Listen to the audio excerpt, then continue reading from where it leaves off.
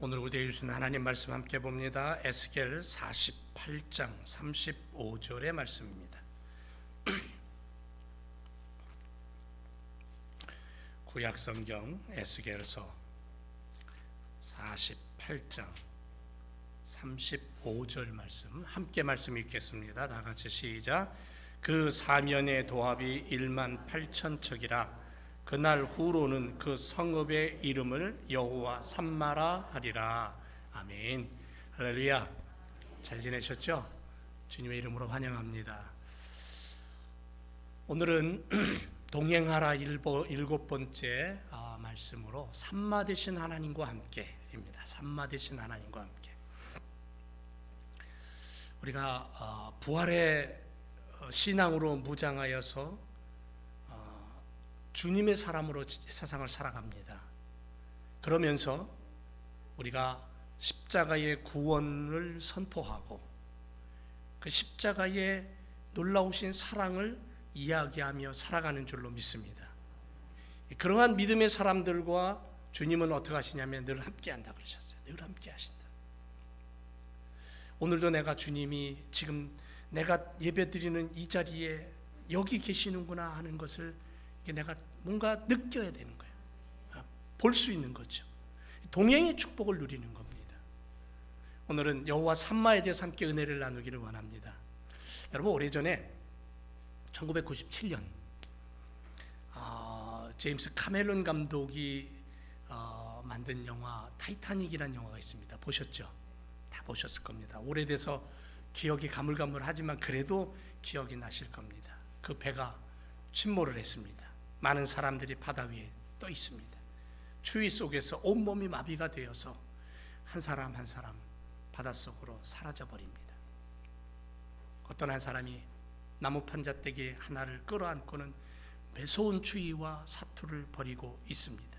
그런데 너무너무 춥고 탈진이 되어서 한계에 다다라요. 그리고는 손가락에 힘마저 빠지고 감각도 사라진 상태에서 이제는 마음마저도 이제 끝이다. 그리고는 손에 이 잡고 있던 그 나무 상자마저도 나무 판자마저도 놓으려는 그 순간에 갑자기 이상한 소리가 들립니다. 하늘에서 비행기 소리가 들리니까 조그마한 비행기가 자기 주변을 빙 한 바퀴 돌다가는 사라져 버립니다. 그때 그에게 다시 힘이 생깁니다. 여전히 손가락에는 감각이 없었어요. 그런데 힘을 내봅니다. 그리고 그 나무 판때기를 붙잡고 반나절을 버팁니다. 그리고 그는 구조됐습니다. 분명히 손가락 하나 움직일 수 없을 만큼 탈진한 상태에서 마지막이었어요. 살기를 포기하고 절망적인 시간이었죠. 그런데 어떻게 그 반나절을 더 버틸 수 있었을까? 어디서 그런 힘이 생겼을까? 누군가가 자신을 보았기에 살 수 있다라는 소망. 한마디로 얘기하면 소망이에요. 그거밖에 없다라는 거죠. 심리학자들이 여러 마리의 쥐를 상자에 넣고 실험을 해봤습니다. 전혀 빛이 들어오지 않는 암흑 같은 그 속에다가 쥐를 넣어놓고는 실험을 해봤더니 그 쥐들이 그 상자 안에서 3분 안에 다 죽었답니다. 그런데 이번에는 똑같은 상자에다가 똑같은 쥐를 집어넣고는 그리고는 한 가지 다른 방법으로 뭐냐면 바늘구멍만한 구멍을 냈어요. 그랬더니 그 쥐들이 3일을 살더랍니다. 3일을. 바늘구멍만한 그 구멍으로 들어온 빛 때문에 그 한 줄기의 빛 때문에 똑같은 환경이고 똑같은 여건이지만 다른 것이 있다면 바늘구멍 하나. 그런데 그 구멍을 통해 들어오는 한 줄기의 빛 때문에 그들은 소망을 가지고 3일을 살았다는 거죠. 신학자였던 에밀 브루너는 이렇게 말합니다. 허파에 산소가 필요하듯 삶에는 소망이 필요하다. 숨을 쉬지 않으면 살 수 없는 것처럼 인생에 있어서 소망이 없다면 죽은 거죠. 영국의 위대한 작가인 셰익스피어는 이렇게 말합니다. 불행을 고치는 약이 있다면 그것은 소망이다. 인생을 불행하고 비참하게 살아가는 사람들에게 필요한 처방약이 뭐냐면 소망이라는 약이라는 거죠. 독일의 사회 심리학자 에리 프롬은 이렇게 말합니다. 인간을 어떻게 정의하냐면 호모 에스 바란스라고 정의를 했습니다. 이 무슨 뜻이냐면 소망하는 인간. 인간은 꿈과 소망을 가진 존재예요. 소망을 먹고 사는 존재라는 거죠. 소망 속에서 자신을 발견하고 힘을 얻어서 살아가는 존재가 인간이다. 그리고 그게 어디서부터 왔느냐? 하나님 호흡에서부터 왔다. 이렇게 성경은 얘기하죠. 여러분, 인간에게 극한 상황에서라도 용기와 인내를 가질 수 있게 만드는 힘이 뭐냐면 소망이라는 것을 잊어버리면 안 된다는 거죠. 인간에게 소망이 있는 한 어떠한 시련이라도 기꺼이 견뎌낼 수 있는 거예요. 사람이 왜 좌절합니까? 왜 자살을 하고 생을 어둡게 마감을 합니까? 생활고에 시달려서가 아니에요. 자기의 인생이 가로막혀 있어서도 아니에요. 소망이 없기 때문에 그래요. 아무리 고달파도 희망이라는 단어가 마음속에 살아있다면, 소망이라는 꿈이 있다면 견딜 수 있는 거예요. 그래서 모든 것이 구비되었다 할지라도 소망이 없으면, 희망이 없으면 끝인 거죠. 그렇다면 그리스도인들에게 있어서의 소망은 뭘까요? 그리스도인이 세상을 살아가는 힘의 원천은 뭘까요? 믿음의 사람, 성도라고 하는 우리들이 이 땅을 살아갈 수 있는 힘의 원천은 어디에 있느냐는 거죠. 성경은 뭐라고 얘기합니까? 하나님이라고 얘기합니다.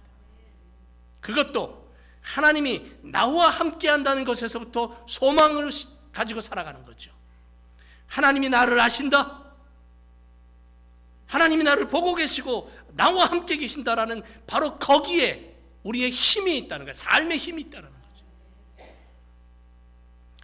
인생을 살아가다가 아무도 나를 봐주지 않고 도와주지도 않고 사랑하고 믿었던 사람이 내 곁을 떠나갈 때에도, 심지어 온 우주에 혼자 서 있는 커다란 고독에 신음하고 있을 때에도 바로 그 순간에 하나님이 나를 보고 계신다, 나의 모든 형편을 보고 계신다, 그분이 지금 나와 함께 계신다, 이것만 가지고 있으면 우리는 용기를 갖는 거예요.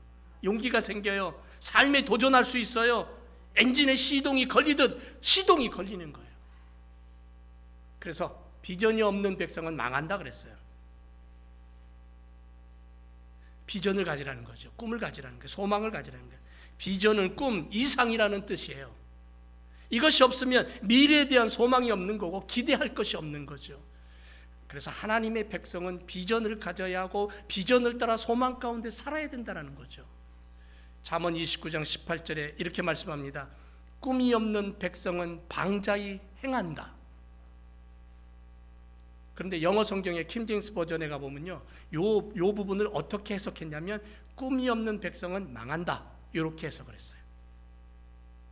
결국 희망이 없고 꿈이 없는 사람은 내일에 대한 소망이 없어요. 그래서 살 수 없다는 거죠. 살아도 사는 게 아니라는 거죠.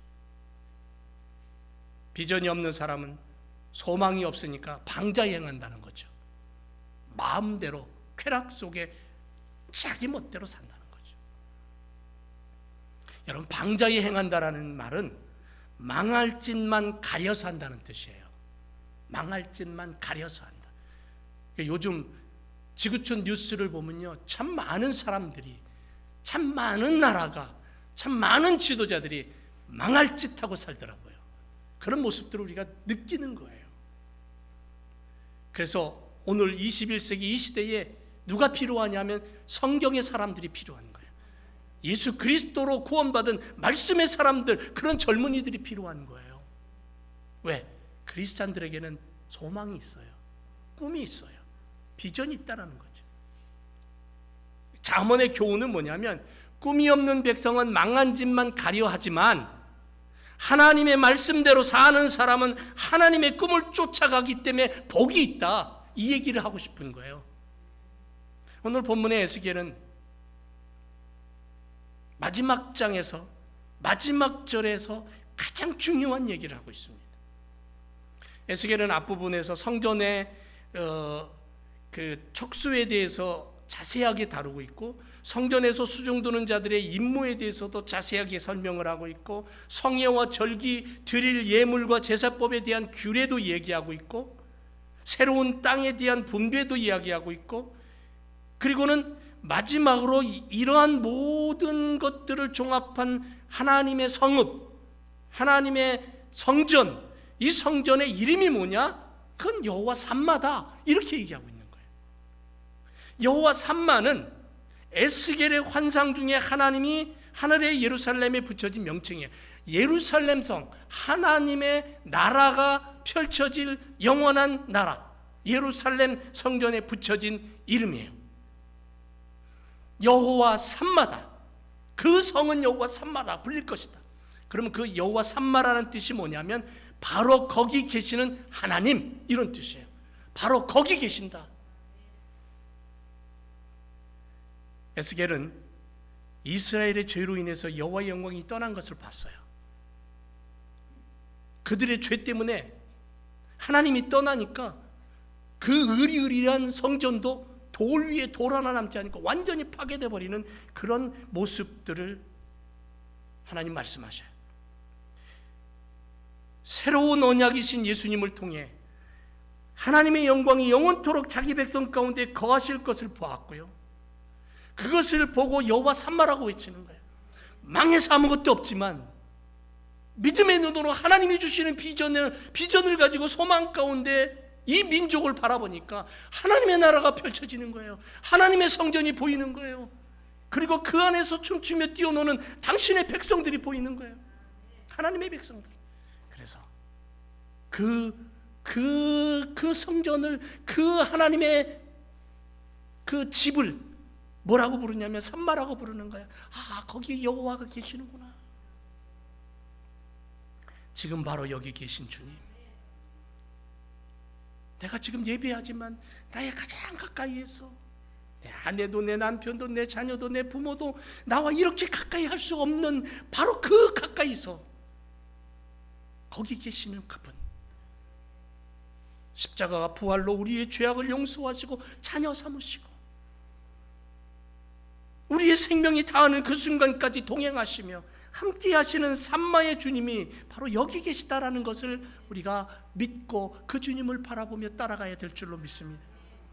여러분, 에스겔 47장에서 완성된 새 성전의 은총을 얘기해요. 47장에 보면 완성된 하나님의 새 성전, 에스겔의 이상은 지금까지 성전의 미세한 부분까지 상세하게 언급해요.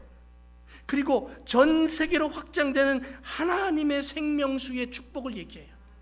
그 완성된 새 성전에서 흘러나오는 그 샘물, 그 물줄기, 생명수라고 얘기하는 거예요. 그 물줄기가 온 열방으로 흘러가요. 온 족속으로 흘러가요. 온 민족과 땅으로 흘러가요. 흘러가는 하나님의 생명의 물은 성전의 제단에서부터 시작된다고 그렇게 설명하고 있는 거예요. 이렇게 흘러나오는 생명수가 죽음의 상징인 사해까지 흘러들어가면서 모든 생물을 소송케 한다 그랬어요. 광야의 메마른 풀과 갈증에 허덕이는 작은 동물까지, 땅의 갈급함까지 생기를 주고 생명의 기운을 불어넣어주는 근본이 바로 이 성전에서 흘러나오는 생명수라는 거죠. 생수라는 거예요. 다시 말해서 성전의 제단은 중심을 의미하는 것이고요, 그곳에서부터 새 생명과 부흥의 근원이 흘러나온다는 거죠. 오늘을 사는 성도들의 삶의 중심이 성전이에요. 우리가 모인 이 성전에서 하나님의 말씀의 생명의 그 물이 터져 나와서 우리의 삶을 적시고 우리의 영혼을 구원시키고 나의 방황하는 아들, 딸과 내 이웃들을 구원시키고, 그래서 성경은 뭐라고 얘기하냐면 너희는 살아 움직이는 성전이라 그랬어요. 우리가 모여서 예배를 드리고 그리고는 예배가 끝난 이후에 우리가 흩어질 때에는 내가 성전이 되어서 내 중심에서부터 하나님의 생명의 수가 흘러나와 나의 자녀를 적시고 아내와 남편을 적시고 내 이웃을 적시고 세계를 적시고, 그래서 메마른 심령의 생명을 공급해주는 힘이 되어야 된다는 거죠.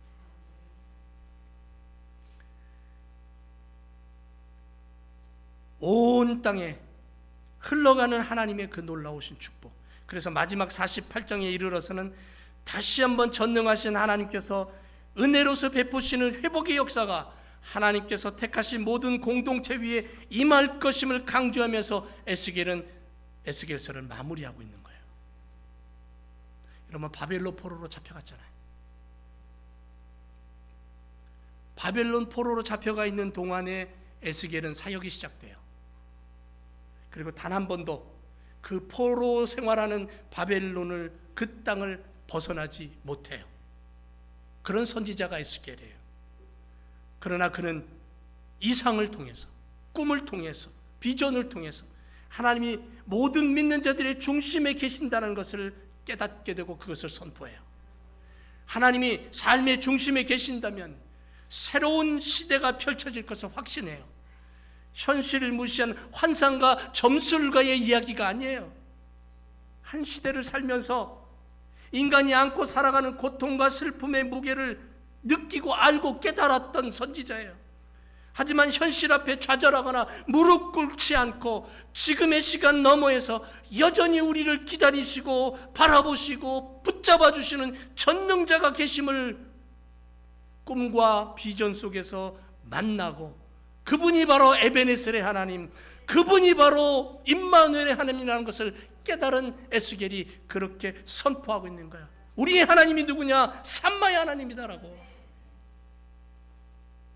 영원히 함께 거하시는 하나님, 구원받은 백성들 십자가 보혈로 허물과 죄를 사함받은 당신의 사람들과 늘 동행하시는 하나님, 그 하나님이 영원한 우리의 생명의 주인이신 여호와 삼마 임마누엘의 하나님이라는 거죠.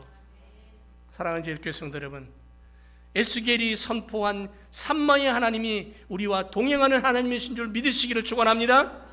그렇다면 그 하나님은 그렇게 우리에게 다가오셔서 삼마로 거하시기 위해서 무엇 하시냐면요, 그럼에도 불구하고라는 것을 하셔요. 에스겔의 메시지를 정리해 보면요, 파괴된 성전과 성읍이 완전히 복구됩니다. 그래서 새로운 예배의 회복으로 다가옵니다. 실질적으로 하나님의 구원의 역사가 이렇게 시작이 되고 그렇게 적용이 되고 그렇게 보여져요. 그래서 성도들이 십자가 보혈로 구속사의 대열에 동참한 성도들로 무한한 소망을 가지고 살아가는 거죠. 특별히 이 성전에서 흘러나오는, 이 성전의 문지방에서 흘러나오는 생명수에 대해서 그가 이야기를 하면서 그리스도의 재림 이후에 펼쳐질 새 하늘과 새 땅에 대한 비전을 얘기해요. 새 하늘과 새 땅, 새롭게 형성되는 하나님의 나라의 풍요로움을 얘기해요. 계시록 22장에 가면 그 얘기가 나와요. 하나님의 임재의 표징인 성전, 그리고 그 성전에 함께 하시는 임마누엘의 주님, 그리고 그것을 바라보는 모든 성도들을 향하여서 축복의 근원이 되게 하시는 하나님. 아브라함을 부르실 때 너는 복의 근원이라고 말씀하셨죠. 삼마 여호와가 거기 거하신다. 여러분, 내가 걸어가는 걸음 위에 여호와께서 거기 함께 하실 줄로 믿습니다. 놀라운 축복이잖아요. 그보다 더 큰 축복이 어디 있어요? 이 삼마의 하나님은 손바닥 뒤집도 쉽게 오고 가는 그런 하나님이 아니에요. 인간의 마음이 모래성을 쌓듯이 쌓았다 부셨다 쌓았다 부셨다는 그런 하나님이 아니라는 거죠. 상황의 좋고 나쁨을 떠나서 항상 함께 믿음의 사람들 속에 거하시고 동행하시고 보조를 맞추시는 하나님, 야훼, 그가 거기 계신다. 언제나 어디서나 성도의 삶 전체를 보호하신다고 약속하시는 거죠. 여러분, 그렇게도 못된 행동만 하던 광야의 이스라엘을 향해 분노하시던 시내산의 하나님, 그 하나님께서 지금 눈앞에 하나님의 임재가 나타남에도 뒤돌아서서는 하나님을 거역하고 우상을 만들어 섬기면서 그것이 하나님이라고 경배하는 배은망덕한 백성들을 향하여 진노하시던 하나님. 여러분, 우리가 세상을 살면서 불완전한 세상, 연약한 육신을 입고 살아가는 우리의 세상, 내 맘대로 안 돼, 마음먹은 대로 안 되죠. 하나님을 바라보고 살면서도 죄악 속에, 불의함 속에 허덕이고 세상의 유혹에 넘어지고, 그때마다 하나님이 진노하시고 우리를 떠나버리십니까? 그럴 때마다 하나님이 너는 아니야 라고 나를 발로 차버리십니까? 절대 아니죠. 그럼에도 불구하고 여전히 나를 안아주시는 하나님. 그럼에도 불구하고 야, 너 상처받았니? 야, 너 아픔 당했어? 하지만 내가 너를 위로하고 내가 너를 씻어줄게. 내게 와라. 내가 주께 나와 엎드리기만 하면, 내가 주께 나와 주님하고 주님만 부르기만 하면, 그럼에도 불구하고 안으시고 보호하시고 동행하시는 정말 좋으신 하나님, 그분이 삼마의 하나님이라는 거죠. 어떤 사람은 이런 기회를 타서 이렇게 말할지도 모르겠습니다. 야, 마음대로 살아보자. 목욕을 시켜놨더니 금방 또 뛰어들어가서 오물에 뒤둥그는 돼지처럼 그렇게 마음대로 살아봐. 어떤 행동을 해도 하나님이 용서하시잖아. 어떤 짓을 해도 하나님이 다 이해하시잖아. 그럼에도 불구하고 하나님이라며. 그러면서 하나님을 이용하려고 하는 거죠. 그건 아니에요. 하나님은 사랑과 용서를 자신의 욕망과 욕심으로 이용하는 그러한 인생을 되지 말자는 거죠. 성도들이 정말 하나님이 살아계시고 용서와 사랑으로 함께 하시는 분임을 안다면 그 하나님의 뜻을 최선을 다해 준행하고 그 하나님의 말씀을 붙잡고 꿈을 꿀 수 있는 믿음의 삶을 우리가 살아야 된다는 거죠. 나이에 상관없어요. 잘생기고 못생기게 상관이 없습니다. 내가 오늘 하나님 앞에 진실한 마음으로 나와서 내 마음을 다해 하나님 앞에 기도하며 그 하나님을 붙잡을 때에 하나님 그 기도를 들으시고 함께 하시는 거예요. 삼마의 하나님이 나의 곁에 계심을 믿으시기를 주님의 이름으로 축원을 드립니다. 아브라함이 삼마의 하나님과 함께 승리의 삶을 살았죠. 모세와 여호수아도 마찬가지고요. 성경에 보면 수많은 사람들이 그들이 믿음으로 승리할 수 있었던 비결이 뭐냐면 삼마의 하나님이 그들 가운데 계셨다라는 거예요. 그래서 그들은 꿈을 꿀 수 없는 환경 속에서도 꿈을 꿨고요, 소망을 가질 수 없는 삶의 현장에서도 소망을 가지고 살았던 자들이에요. 사랑하는 성도 여러분, 하나님께서 함께 하셔서 보호하시겠다는 이 약속은 구약의 히브리 사람들에게만 국한된 내용이 아니라는 거죠. 신약시대에 끝나버린 약속도 아니고요, 21세기를 살고 있는 지금 우리들에게도 조금도 가감없이 축소됨 없이 그대로 유지되고 그대로 약속되어 있는 하나님의 약속인 줄로 믿습니다. 그래서 오늘도 예수 그리스도의 재림을 바라보며 마라나타의 주님, 다시 오실 주님을 소망하며 사는 믿음의 성도들이 여전히 죄 속에 살고 여전히 사망 속에 묶여 살 수밖에 없지만, 우리는 그럼에도 불구하고 삼마의 하나님을 붙잡고 그 하나님을 쫓아가며 나의 걸음마다 함께 하시는 그럼에도 불구하고의 하나님을 붙잡고 사는 그러한 인생이, 그러한 믿음의 사람이 되어야 될 줄로 믿습니다. 보네퍼 목사님은 이런 고백을 했어요. 나는 하나님을 생의 변두리에서가 아니라 중심에서 말하고 싶다고. 하나님은 우리의 삶의 중심이에요. 주님의 사람들은 분명히 알아야 돼요. 우리가 소유하고 있는 모든 것에 하나님이 계시다라는 것. 때로는 어떤 것들을 빼앗겼을 때에도, 때로는 어떤 것들을 놓쳤을 때에도 여전히 그 가운데 계신 분이 누구예요? 삼마 되신 그 하나님이라는 거죠. 여호와 하나님, 전능하신 하나님, 우리를 보고 계시는 그 하나님이 우리와 함께 하시는 여호와 삼마이신 줄로 믿습니다. 사랑하는 성도 여러분, 그럼에도 불구하고 여전히 여기 계시는 그 하나님을 붙잡고 사는, 그리고 그분과 승리와 축복을 누리는 인생이 되시기를 예수 그리스도의 이름으로 축원을 드립니다. 기도하겠습니다.